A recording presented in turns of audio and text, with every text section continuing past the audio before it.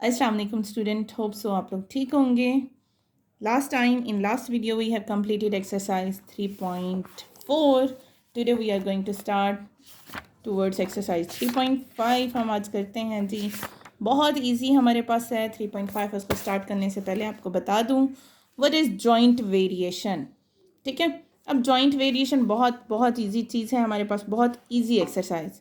A combination of direct and inverse variation of one or more than one variable forms it is called the joint variation। ठीक है, वो combination जिसमें direct और inverse variation of one और more than one variable involve होते हैं, that type of variation is called the joint variation.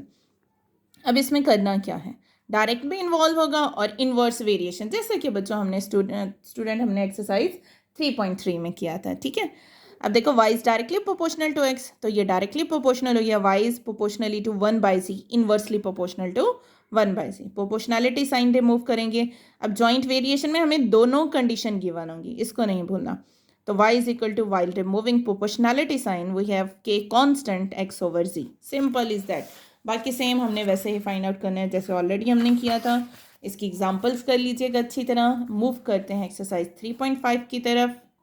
हाँ जी, तो हम मूव करते हैं एक्सरसाइज 3.5। क्वेश्चन नंबर 1 है, S varies directly as U square and inversely as v and s is equal to 7 when u is equal to 3, v is equal to 2.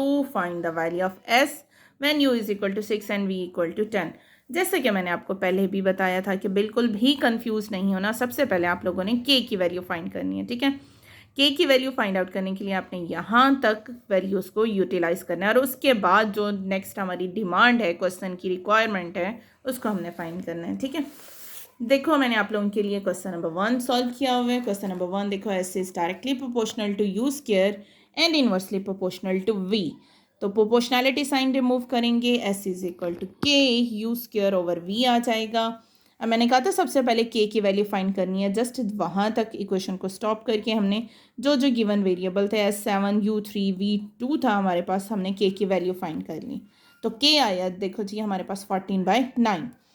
अब next हम वो कह रहे हैं, क्वेश्चन की डिमांड है find the value of S. हमने S की वैल्यू फाइंड करनी है when U is equal to 6 and V equal to 10।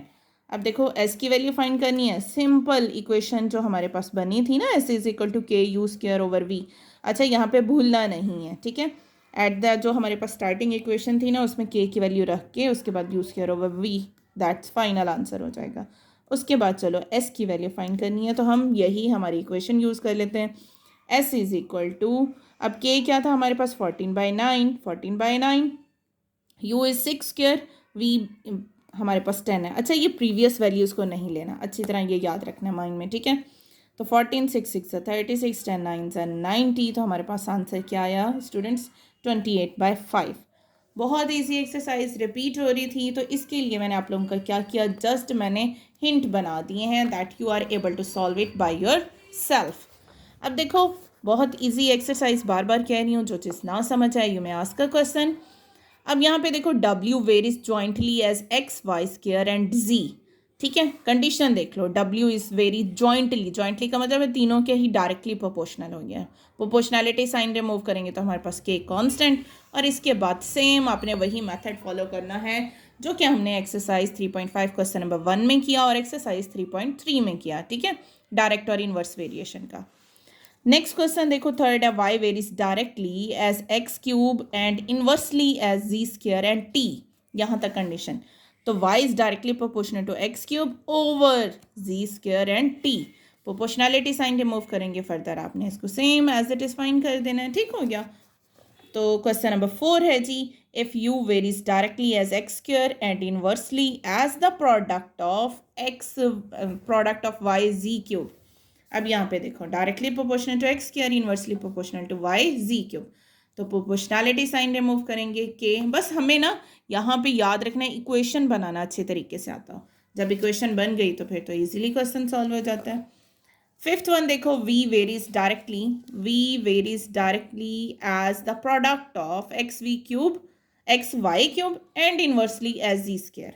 अब यहाँ पे देखो, डायरेक्टली प्रोपोर्शनल टू है X Y cube and inversely proportional to G square, बाकी के कांस्टेंट आ गया और उसके बाद वैल्यू फाइंड कर लेनी है। क्वेश्चन नंबर 6 है जी, W varies inversely as the cube of U and W is equal to 5 when U is equal to 3. Find करो W when U equal to 6. तो हमने कहा W इज इन्वर्सली, इन्होंने कहा proportional to cube of U है, तो K bye हमारे पास 1 by U cube हो जाएगा. प्रोपोर्शनैलिटी साइन रिमूव करेंगे तो हमारे पास कांस्टेंट आ जाएगा K बाय U क्यूब. ठीक है, उसके बाद सेम हमने K की वैल्यू फाइंड कर लेनी और उसके बाद जो हमें रिक्वायर्ड है तो हमने उसकी वैल्यूज़ कैलकुलेट कर लेनी है.